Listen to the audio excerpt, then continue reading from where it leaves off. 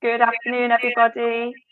Welcome to the National Extension College, one of our series of webinars, which is wonderful. And we'll just wait a couple of minutes for people to join, but I'm really pleased to be joined by Samreen Shah today, who I'll introduce later on. And you can see the title of the webinar. Hopefully it's the one that you booked to attend. And if you're watching back later, obviously you can use it as a resource as well. So we'll just wait a minute for people to arrive.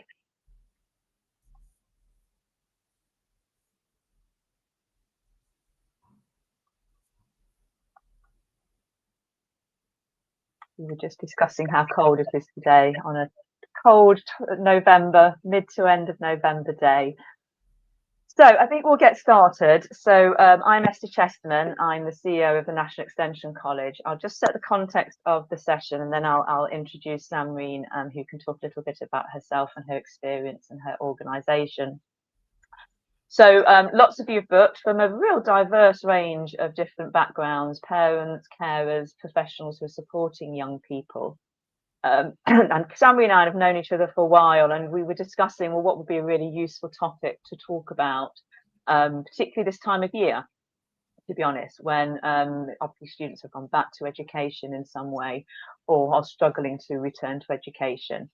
And it was interesting, I was at the Schools and Academies show yesterday. I was just talking to Samreen about that, and lots of ministers talking about inclusion and what that looks like. And I was pleased to hear the word belonging coming up. Actually, I thought, we're on the money. We're talking about something that obviously is in the minds of those who are creating policy. So the conversation around belonging has shifted. There's this aspect around post-pandemic, but interestingly, one of the comments from one of the ministers yesterday was this was coming anyway. The pandemic probably exacerbated what was happening, but the need for students, young people, and those supporting them to look for something different and to think about how you can belong in a place of education in a way that works for you is something that really was coming down the line. The sense of not quite belonging, it really has quite wide social aspects, and there's a social consciousness about what it means, and it affects the ripples of that, I think, are very broad, very wide. Families, those who are looking after people, and those who are engaged with a young person's well-being. And it affects well-being, emotional engagement with learning, attendance, and really the confidence of a young person to be who they are and to engage with what they want to engage with, whether that's learning, social, or interactions in a wider sense. So it really matters, which is why Samreen and I decided this is something we really wanted to talk about mental health, motivation, and long-term outcomes. And there's some stark data. I'm sure some of you who are there supporting young people, there's a lot of data that really demonstrates the need for discussions at high level to be around this piece. If you've got questions or comments, we would love to hear from you. So please do just say hello or just write something that's on your mind as we're working through our discussion. And this is something you can share with other colleagues and those who you feel would be interested. I'm always delighted to have a conversation with Samreen. We could talk for a long time about lots of different things, and we thought, well, let's record it because we think it's useful. We think it's a topic people would be interested in.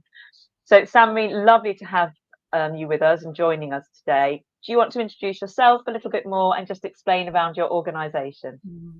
Well, Esther, firstly, thank you for having me on. And I always love talking to you. So this is wonderful that we get to do this. My organisation is called Education Allies, and it's an organisation that supports young people and parents to help their children remain connected to education in whatever form that looks like. And that could be, they could be feeling a sort of disconnect due to struggling with their own well-being in school, or it could be because of any kind of trauma or interruption. We've just successfully run a course around supporting parents to support their neurodivergent children to be able to manage in school and to be independent. we have mentors, we have a Senko, we have a whole kind of organization in order to kind of keep that connection there. And where that comes from, why this organization was built up, was that for 13 years, I worked in a hospital school for children with complex eating disorders. Eventually, I went on to run that school, but the thing that I had very close contact with and what I was doing was that these young people had disrupted education and were struggling to be in school. So their place of belonging was interrupted. And so, working at seeing what young people needed in order to remain in education so that their opportunities were there was what actually I began to specialize in, and where Education Allies came out afterwards. Thank you. And we connected over a specific student that we were both looking to support in a really flexible way, weren't we? So, which is excellent. Thank you, Samreen. So when we talk about belonging, it's a word probably has a lot of different meanings for different people and in different contexts. You've talked a little bit about its sort of meaning a minute ago around that sense of belonging in education. Can you expand on that a little bit? What, from your perspective, what does a sense of belonging in education mean? Yeah, so it is an important one, and it's quite nuanced as well. So it requires really to kind of think about it in terms of what's important for our young people. And it's not always just about fitting in socially. It's about a young person feeling valued, recognized, and emotionally safe. These things are really important, and we see that often when we look at when young people succeed or do well, it's not just based on their GCSE grades. It's actually based on how connected they feel to their school community. And belonging is created through relationships, routines, social expectations, and their sense of contribution. That's how they feel they belong in that space, as to what they're contributing. And we will talk about this later, but actually it's an anchor. Belonging is an anchor that while things shift, and we know that for young people, things aren't only shifting internally, but also externally as well. Belonging remains the anchor, the thing that stays the same. Now, schools used to be so good at this. They were so successful that while everything changed around the child, the school remained the constant. And it was reliable constant. And you mentioned the pandemic earlier, and I'm really glad you did, and actually quite pleased to hear that this was all going to change anyway, so we can't just place it on the pandemic. But actually the pandemic did you can say increase the disruption, and it moved it faster. And one of the things after the pandemic was that there was this rush to fix the academic damage that was done, and there was, but there was also a loss that was identity based. And many children at the time lost their micro communities. They lost their form groups that they saw every morning, their clubs, they lost their peer circles, the day-to-day interactions that made school feel like a home base. So that sense of belonging was just disrupted, and we saw that run through. And the damage was done very quickly and quite fast. So there's that side of things where schools have suffered a lot, because what was constant wasn't, and was done overnight. Just things changed. Kids didn't go into school the next day. They didn't go into their clubs. But we saw another change take place because of this, and that is online spaces grew. Now, we know there are huge benefits to online spaces, but actually, and they can be really supportive, but they pull young people away from their in-person communities, which is what the school is. It's an in-person community. And when some young people do feel more seen online than at school, that's the issue. They feel more seen online than at school, which tells us the school environment needs to work harder to create authentic connection, because the algorithms around can create echo chambers where those struggles that young people are having are just sort of amplified, and therefore they go into school and they feel like they're less connected to it and they don't belong. So there's this sort of wider issue that's been created, where connection's broken, and where that place of feeling valued is gone. Thank you, Samreen. And I know this is drawn, just what you've said is really compelling. And I know it's drawn from experience, listening to families and parents and Oh, research, because I know you base what you're thinking and your approach very much in an evidence-based perspective. So thank you for that. Very, very interesting. That's quite brutal aspect of the pandemic and that trauma really that it created in young people. mm, It's interesting when you talk about the focus on academic at the conference yesterday, which I'll just reference again. It was very much about early years language skills are still very much far behind, mm, but there wasn't any discussion around that sense of emotional safe space and that mm, disconnect. So it's interesting that it's not really been spoken about at policy level, because it's very much focused on the academic.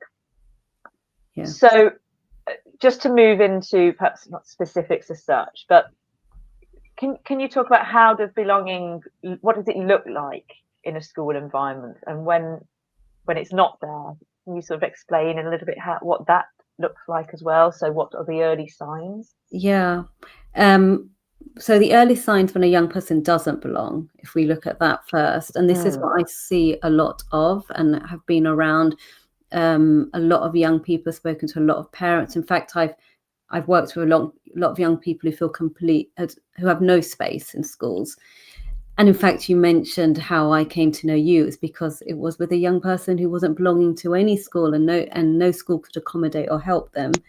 So one of the ways in which we might look at the warning signs when a child starts to feel like they don't belong is when they start to withdraw and they become unusually quiet. And often this says that they don't feel as if there's a space in which they can contribute to, or there's not a space which is hearing them or they feel heard in. And something which is really key about that withdrawal is it does start to impact attendance. And there's some really important piece of work that I'm doing with Imperial, with the Mohn Centre, which is looking at attendance, the link between attendance and why young people are increasingly after the pandemic struggling to go to school, because attendance they start to avoid going in. You start to have school refusal or slow drift disengagement. So you could sit in the class and not really be paying attention. You could go through school and not really contribute. And it's not just about putting your hand up in lesson. It's actually you're shutting down from the environment. The environment isn't yours. There could be anxiety spikes around transitions, and we see a lot of this. And this is something that I often do a lot of work with young people when we're trying to get them to reintegrate back into school, is helping them deal with those transitions.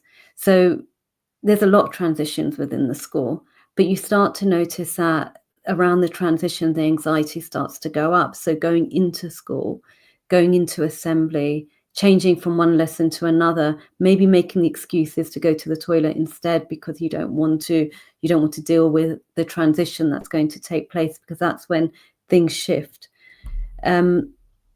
I think there's also, we could look at perhaps when you're looking at over-reliance on online connection rather than real world connection. And that would tell you that the belonging is being disrupted, that the belonging isn't in the school space around them. And sometimes I would say in the young people that I've worked with, and actually this is quite common, that you start to see when that decline in confidence starts to happen. Because remember, if we're saying belonging is about feeling valued, if that starts to go, then the confidence is going to be affected. They may start to mask this. And that masking can start to happen through perfectionism. So you might think, I've got a really great student here, they're just working all the time. But actually they could be masking perfectionism, or it could be masked in other behavioral issues. So those are some of the ways in which the warning signs that a professional or a parent may look out for, to see, is this child starting to feel like they don't have a space here, that they're not belonging. And I think, yeah. No, that's great. Sorry, Kelly, I was just saying yes. And I'm wondering whether these sort of little markers that you've noted, obviously it's a very holistic sort of landscape, isn't it? It's not sort of like a tick box of things, is it? It's just being, I suppose, open and aware of that child's norm, if that's something, and then looking for change, which can be quite challenging, I think, particularly in a school environment. But we'll talk about parents and carers in a minute. But in a school environment, that may be quite challenging for teachers to really lock into, I think. It's really tough. And I think in primary school, it might be more easier because you've got the one teacher who's with the same group of students all the time. In primary school, I mean, in secondary school, you're working up very quick transition. So you'll have a group of 30 children come in, you've got something to teach them, and then the next lot come in. So it's really difficult then for that teacher to be noticing, or for those, like you said, you know, if it's a tick box and you can't just go, oh yeah, here are 3 things, that's it. It's a lot more nuanced. It's a lot more difficult. But this is why I think it's so important to value relationship practice, to make sure that we do have those connections with our young people. And actually, one of the things that could help in this situation is children having a trusted adult who knows them well. So, you know, often that would be the form tutor, but schools are I mean, I do feel there's a lot of pressure on form tutors. They're seeing the child at the start of the day, you know, for to take the register essentially, and then they're out again. So a school that really values the relationships, that has their eye on their young people, who can tell if something's off, is really helpful. So that really helps in this situation. And the child feeling represented as well. You know, it doesn't have to always be just with the trusted adult, but, you know, in what ways is their voice being heard? In what ways is the young person's voice representative within the school community? So they feel that there's an anchoring, they feel like they're belonging. Belonging is also being seen and heard. Very good, thank you. Have you had any experience of any good practice that you've seen in schools around that type of creation of a sense of belonging? I suppose if a school is really intentional with making every child feel they belong, then good practice will come. Yeah, I agree. And I don't think it's just one thing. It's within the culture of the school. And you can see that the school embeds that as a culture. You'll see, you know, the teachers that will, you know, ask the child how they are, refer to the child's name. You'll see display boards which are representative of the things that young people are interested in, their work. You'll see a lot of reward culture for what's going on well. There'll be a very clear student voice body there. You know, that it becomes part of the culture. It doesn't become, it's not punitive. It's not, you know, them and us, but it's sort of much more integrated. Thank you. I think there's something, I know when we were talking about the session beforehand, there's something around language as well, isn't there? Yeah. And I'm intrigued with the intersectionality between inclusion and belonging. Yeah. That's quite important as well, isn't it? And I think most schools would say, yes, we're inclusive. Yeah. I wonder whether we need to sort of have a call for action around, but does every child feel they've got a sense of belonging? Yeah. I think they're slightly different, aren't they? Yeah. And I wonder whether just a focus on that sense of belonging would help inclusion as a whole as well. Yeah. Just something to think about. And moving on to language, and I know you've had a lot of experience with this, particularly speaking with parents and professionals. The language we use around this topic and the language we use around education with young people can have quite a deep impact, can't it? Have you had any experience of that? And have you got sort of advice that you share with parents and professionals around that use of language?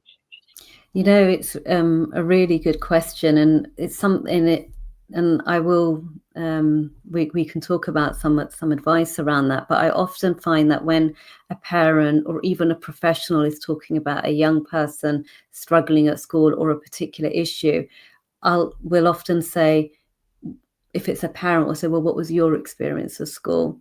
In order to kind of see what are the stories that are being internalized here. What is it that we're saying that we're not aware of? And even as professionals, we have to check in with ourselves.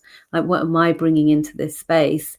And, you know, we do find that when we're talking to parents and they are talking about, you know, my child struggled and, you know, they're really lonely in school, or they're not getting the support they need, starting off, they'll often go on to say, and I had a really terrible time at school too.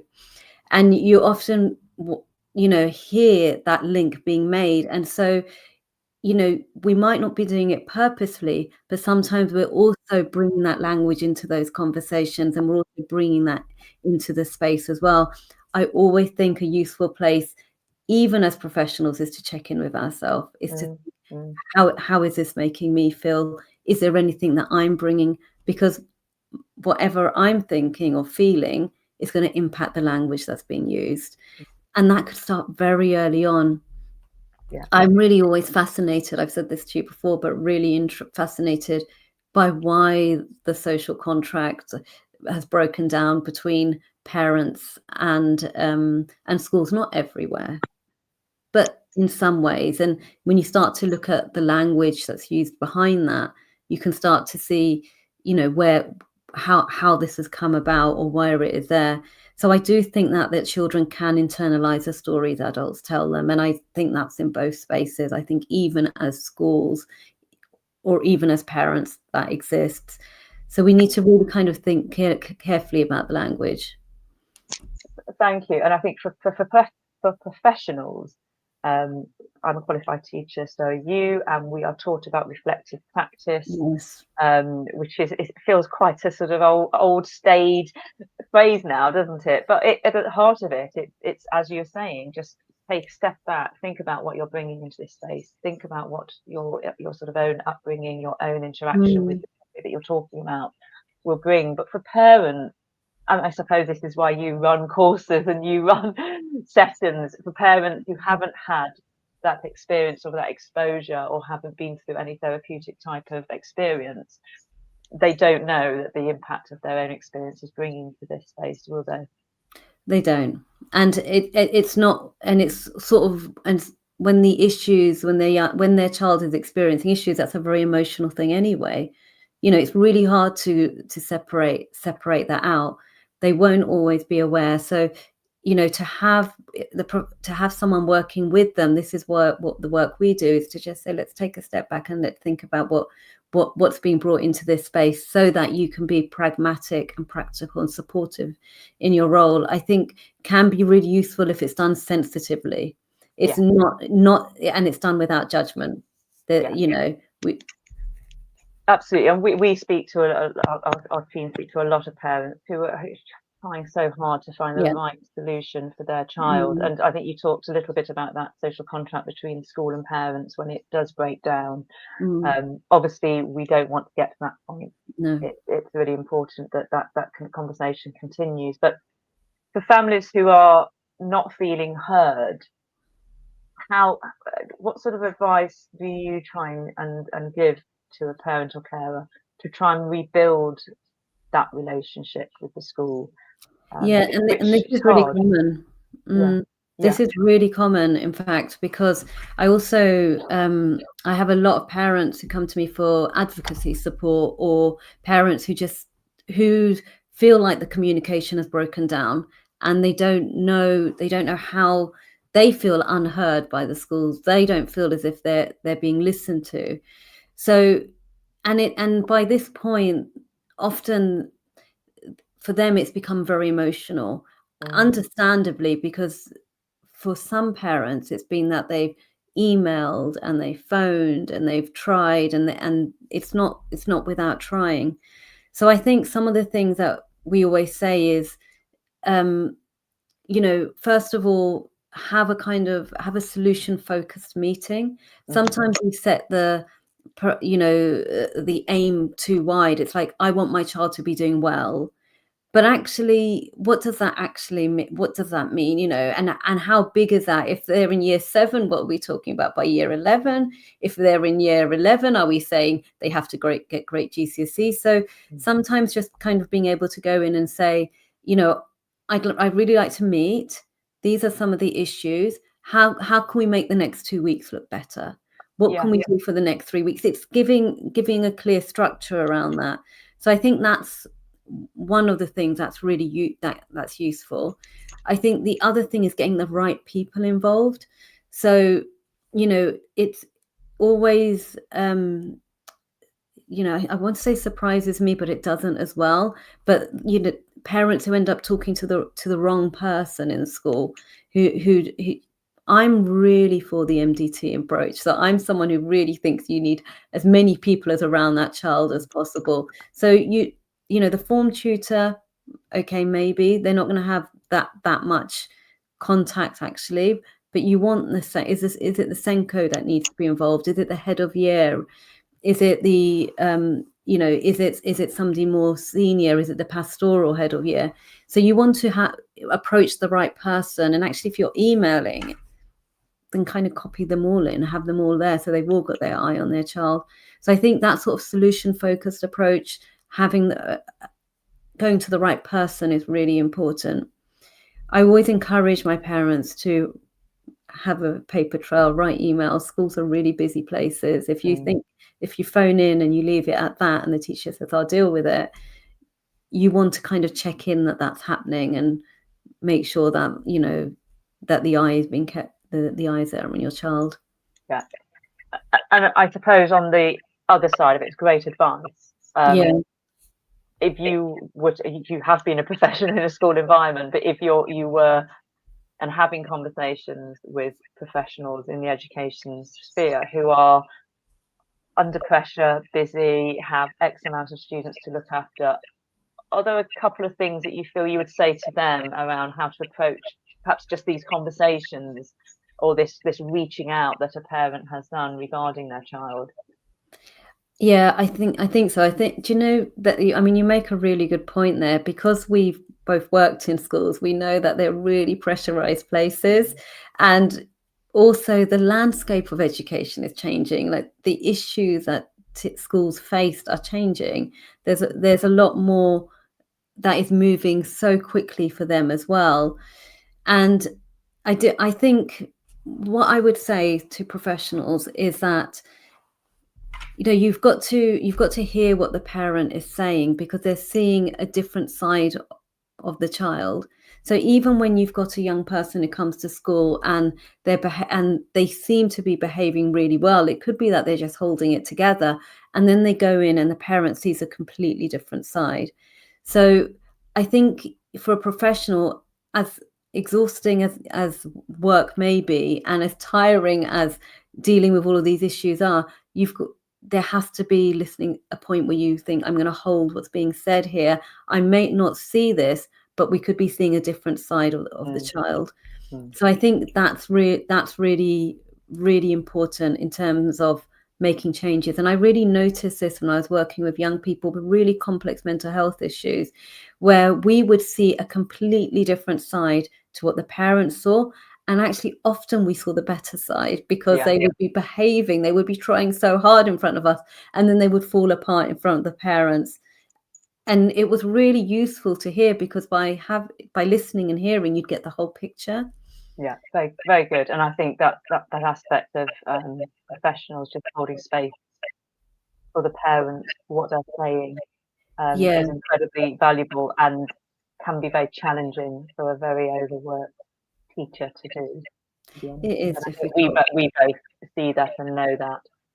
And once that, often there's obviously a need can't be met within a school environment, and that's when a young person makes a decision with their parent and carer, and maybe with the school, that an alternative type of education system may be better for them, either in the short term or as a long term solution, that whole solution based. And it was interesting, again, just referring back to yesterday, one of the ministers talking about the displacement that has happened post-COVID of how education is being delivered is just huge. The variety now is enormous. So what, and I don't like the word normal, but what normal is not what it was at all. And luckily there are conversations being had around, well, we do need to look systemically how our education system is developed and built, how it's funded, how it's accepted, all that aspect, to ensure that it is very much child-centered and is very much around that young person's needs. But that's a huge shift, and it's a mindset shift. It's obviously from a ministry perspective and from a policy perspective. But it was good to hear the intention around that there is an acknowledgement and an observation based on evidence that education is happening in very different ways, very successfully Yeah. in very different ways. Lovely to hear that you advocate for parents. That's a great service, and it's wonderful that organisations like yours exist to do that. Do you then sometimes there to help transition to a different form of education for that young person?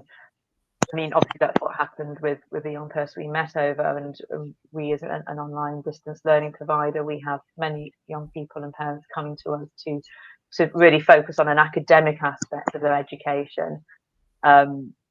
We don't provide that social aspect at all. But the hope is that, you know, with a movement forward of confidence in academic, that they will then develop confidence around the social aspect. So, there's a question coming. What place do you feel alternative provision has in this space of belonging? So that's a really, really good question. And you made some really good points there, which I want to just say, first of all, if your child is in having a form of education which is online, there are ways to create belonging outside of those spaces as well. And it doesn't only have to all be in the school. Even if your child is attending school, it's going to clubs, being part of youth groups, being part of other community groups. You know, all of those things are so valuable in terms of creating a space of belonging. But not only, I mean, even if they felt like they belonged in school, they had their place there, it allows them to widen up their community networks and widen those spaces. So in that sense, when you talk about the offering online, there is still a lot of value in that if they're still having real world contact in other spaces, and we know they exist, and some of them are really successful. In fact, for many young people that I know who struggled at school will often say, oh, it was my football club that got me through, or it was my, my youth club that really supported me. There are other spaces. So I am, I am really pleased that there are other forms of education.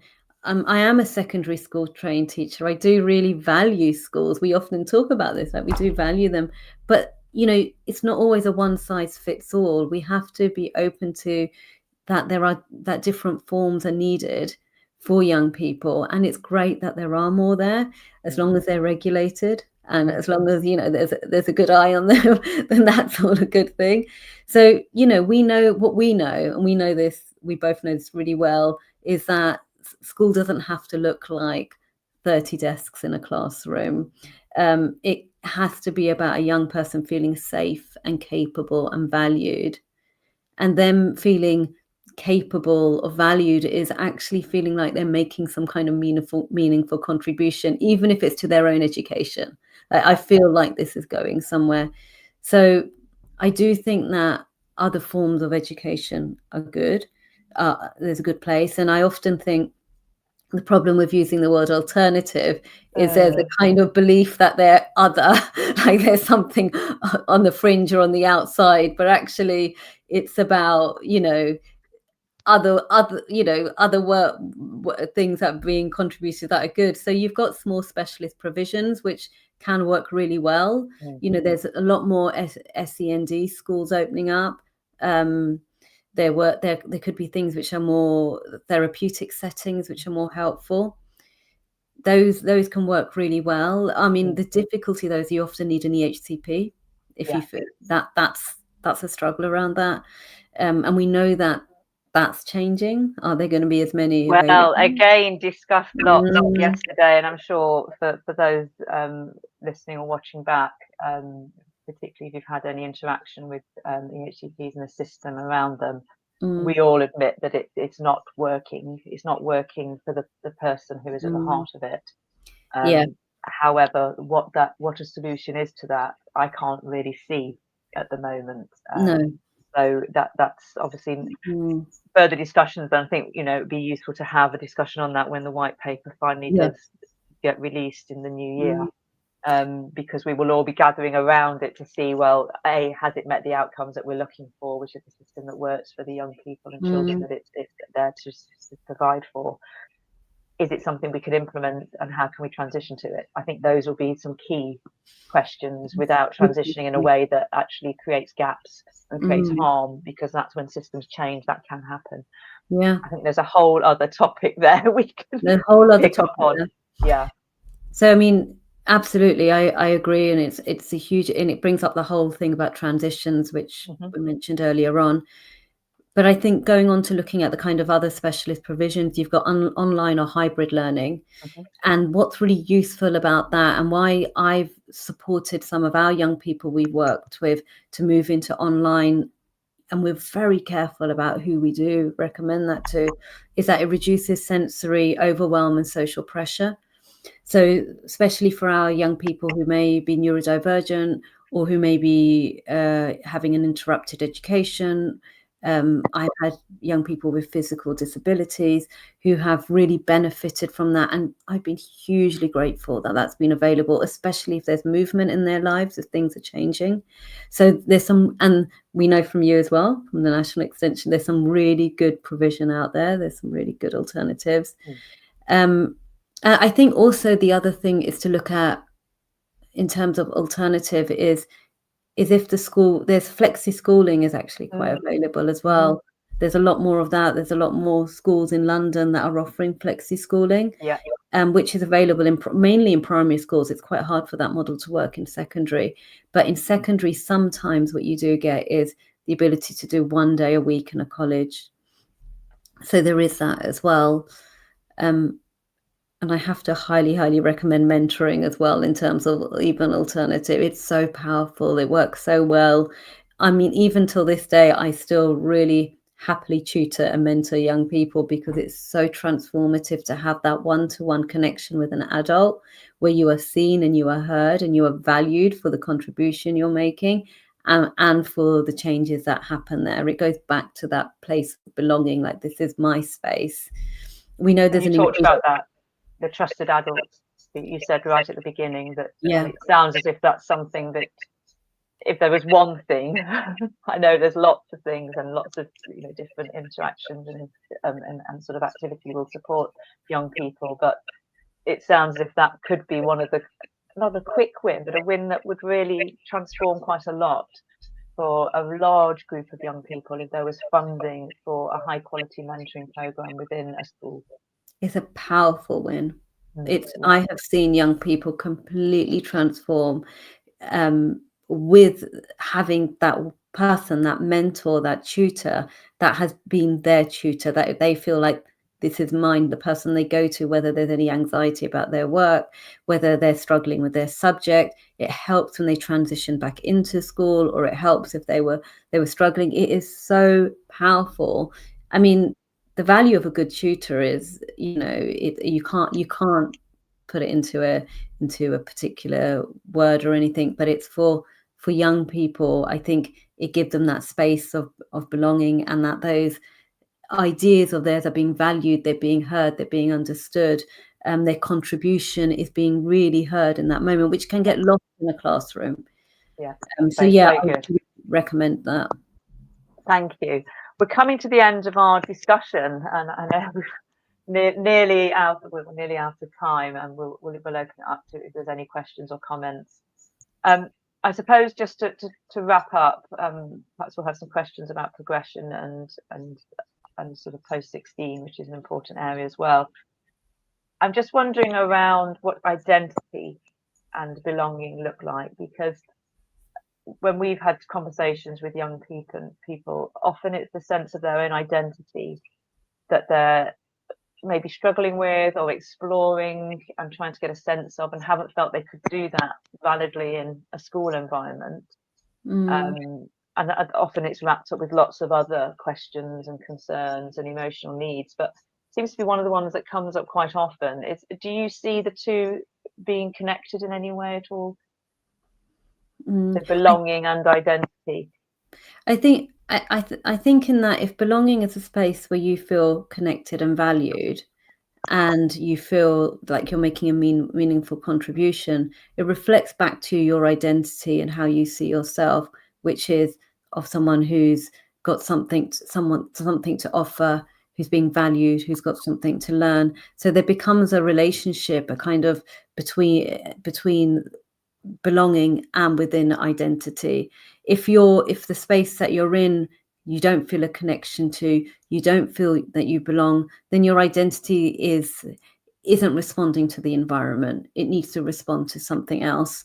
So I think there definitely is. I think it's really at the heart of it. That's what we see.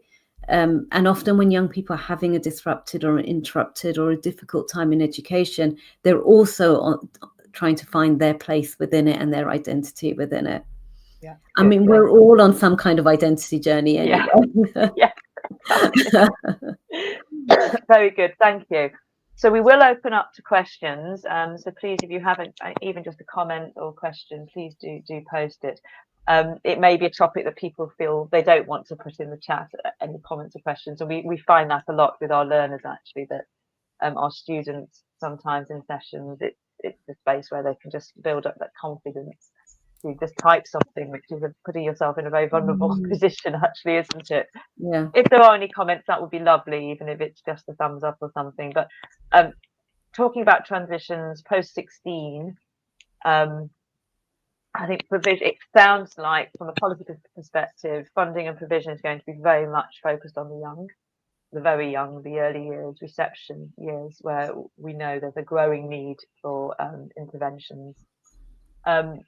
We've got this group, as you say, post-COVID, who are moving through, and we know that there's sort of a little bit of misunderstanding of what support and provision looks like post 16. There's a transition aspect there. You talked about trusted adults and mentors. Maybe that's the support. Is there anything else around transition to post 16 that you feel you can see has worked well, or any advice you'd give to someone supporting a young person with that transition? I think there needs to be much more education around and about what's on offer, and what support could be there as they transition from post 16 onwards. I think one of the issues is often it's either feels like it's A levels or what else is there, and that's really difficult because sometimes if a young person has been in a school where there's been a lot of pastoral care and support, and then they go into a college where it may not be set up in that space, or they may not have the courses that equip them, then it could feel like quite a difficult transition. We put a lot of support into primary to secondary, but I think there needs to be much more between, from our key stage 4 to post 16 and what that looks like. And we know that the very young need the support. That's really great, but so do that age group as well. And, often it feels like, okay, we still have that mindset within schools, is that after key stage 4, you do your A levels or you go to college, and there isn't enough there in terms of the support that's needed. So I think there are definitely places in which you could go to which do offer more support, that do have more of that information out there. You do need to make sure that that your child feels empowered to also look at what suits them. But yeah, I think it is very much a neglected space, unfortunately. Yeah, very, very good. Thank you. And I think when you're saying about empowerment, if we can look at how a young person have a sense of agency around decision making as well, because that sometimes it can feel that things are being done to them rather than with them. Yes, which can be very challenging. And I know there's a funding issue around careers advice, progression advice in schools and colleges, which will be looked at, I hope. So. Because information, advice and guidance in the right way can again transform somebody's life, open their eyes up to different routes, different possibilities, different options. So and there is better careers advice in schools. The careers advisor is good, and mostly they are. And I think that would be a good place to start as well. Schools are better, but you do need to use those resources and, ask to use them. Yeah, thank you.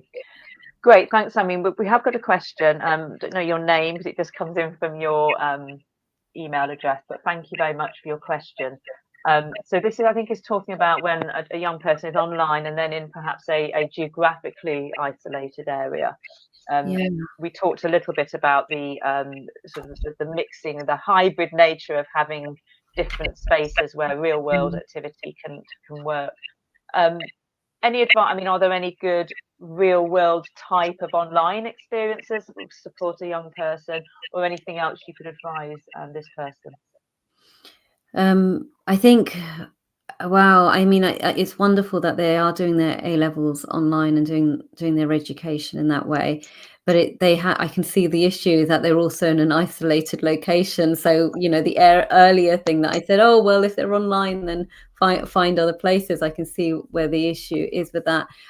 I mean, you have mentioned there that an effective mentor is good, but I would still advocate for that.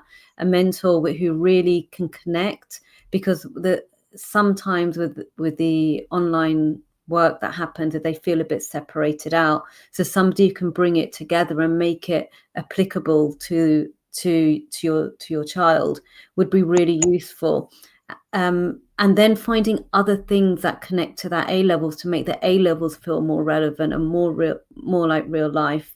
So, depending, if they're doing English, for example, are there particular theatre shows that they can watch online, or trips, or what are ways in which they can connect to that, so that those A levels don't feel as if they're isolated, just academic work they're doing, but there's something that connects to the world around them and back to them again. And again, a good mentor could really help you do that.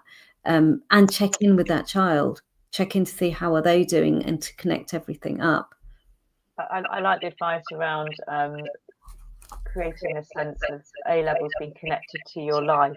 Oh, yes. Yeah, we've been trying to do a little bit more work on that. So we do have Yeah. extracurricular online activities, and we've connected with lots of partners in the arts and in sciences, where you can, join a session online, which isn't academic, but it's really trying to place the subject within an area that feels more applicable to the young Yes. person's life. I think your organisation provides some sort of mentoring type We support? do. Is that okay? So Yeah. that's great. And is that online? Is it face to face? How does that work? I mean, it depends on what's available and who there is online. And then there's also, for some people, in person can work, but it depends on the availability and so on. Because what what you want is somebody who understands the education system, but also understands the young person, and understands, where they're going, what is the aim, what is the point, where they're trying to take this to. I always say when I'm working with young people, is it has to make sense to you. And when something becomes just purely academic and distant from themselves, that's where they start to lose that connection as well. And a good mentor can help it make sense. It can help them feel really valued within the work that they're doing. Very good. And yes, and obviously very highly trained mentor will be pulling on a toolkit around them, and obviously other people in their network. So Yeah. if a child comes along to them, or a young person says, I'm really interested in X, and if they don't personally have any experience in that, they've got that network they can draw on and say, oh yeah, let me find a little bit more about that, so that we can then support you to engage with something that you're interested in. And that might not be within a parent's toolkit, because my children studied things completely different to what I studied, so I wouldn't have had the knowledge to try and draw them into something that really made that academic learning applicable. But it's quite hard for a parent to be all of that, to be the person who's taking care of their child and making sure all their needs are being met, and then be the person who's able to, help them academically, because that is a space where a young person does want to show their independence, and they need their sense of empowerment. And sometimes it can be a bit disempowering for them if they feel like, I'm still having to go to their parent. Not always, some are fine, but you have to let yourself off the hook if you're not the person who's able to do that. Yeah, no, both very good. Thank you. Train operations manager, it's a great email. Yes, absolutely. So we'll contact you directly. Student support team can contact you. Lovely that you're new to NEC, and we can give you some signposting to some of our advice and our material, and things that you and your child can actually take part in, which might be useful to create that academic connection between what they're studying and real life. So make a note of your email, and we'll drop you some more information on that. Thank you. Samreen, I think we've finished on our questions as well. So thank you very much. As I said, I think there's a follow-up topic, if you're okay, to come back once the white paper is released. So we get a sense of what that is, and we can then obviously hold a session just exploring it ourselves and hopefully having a conversation that others would find useful to hear. It'll be our personal take, but also our organisation sort of experience around the changes, and we might be able to offer some advice for people who are on the periphery of that sort of type of change, but obviously it will affect quite a lot of people as well. So if that's okay with you, we can pop back in the new year and have a conversation. I would love that. Thank you very much. Thank you, Samreen. Lovely. It's great to have you as a partner of NEC. And I know there's great things that you're doing with young people and children. So thank you very much. We will pause the session now. Thank you for listening. If you've been live or if you're listening and watching back, we'll be on YouTube. So please do share, because the conversation, I think we touched on many, many different things. So I'm sure it'll have a lot of use for a wide range of people. Thank you very much. Thank you.